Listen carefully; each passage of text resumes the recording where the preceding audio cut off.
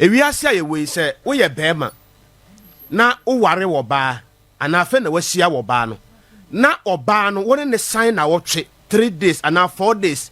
se oba no obeboa wo a wo hwe wo niema yie pa bo hu se oba no obeboa wo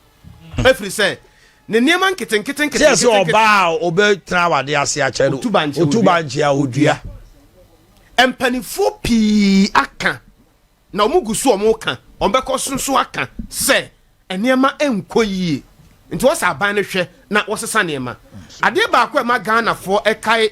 John Ajekum Kufuor eye sade na osiye na dwuma edifa emfa ho ni nipa a wo ye ene emfa ho se wo na wo tam sika nyina de ma no se Ghana apam daka ne sonkra se sa wo nya dwuma no a obeyi de afiri ho enti die nko na asia aban su ba wa Ghana fo nyina ate asese ono the listening government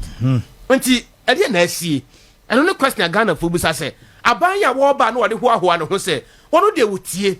Ghana fo sun otie asaba Ghana fo be ka che no bia no otie na fedie eba ne sen ene esi ne sen eba ne sen na aboa ne tirabere na brebo de emeye se aban ya wono gitum no de ho ahoa no ho se memitie Ghana fo de mo be ka no ene me tie maba ebesom Ghana fo na mo memma emesom political party but clearly the econo de asa ye som political party instead of say ebesom Ghana sada memi hu no efi se edie nkoanti na aban mpanifo ye atwa ho ahia woni a wabe testi government ni bi da ka kire wo sa ban it's about time say senka wo ye woniema yie kura no a enka IMF no na nka bra wo se wo kɔ no na nka nya sa abreya enka wo ye ade no da na nso so no enam sa futu a wantienti no ya na edensam bebre eba wasetran ene abrabɔ mu yenhwɛ se sia ya ye kasa se sia ya ye se kasa se sia no bond issue we abaya de kese a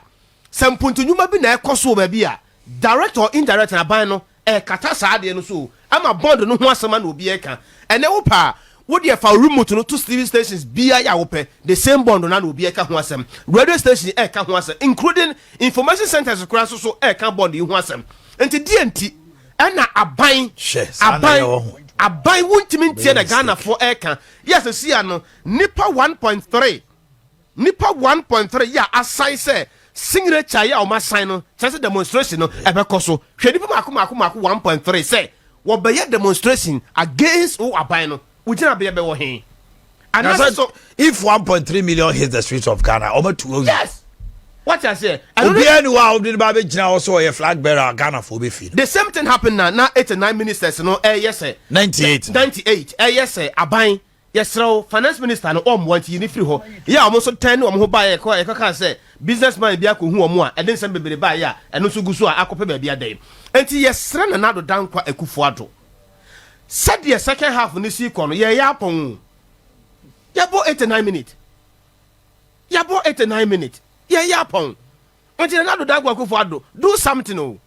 da bia no ye ka say wa ye careful a wa hwe ya wo betwa sabidi ato ho no mu a wan ya wo ba sa akopreo sa hwan ye o sa ala no sa hwan ye o sa hwan na beba o nyame anya domo a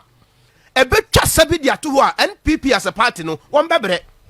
Sumpa TV Emma Aketuapa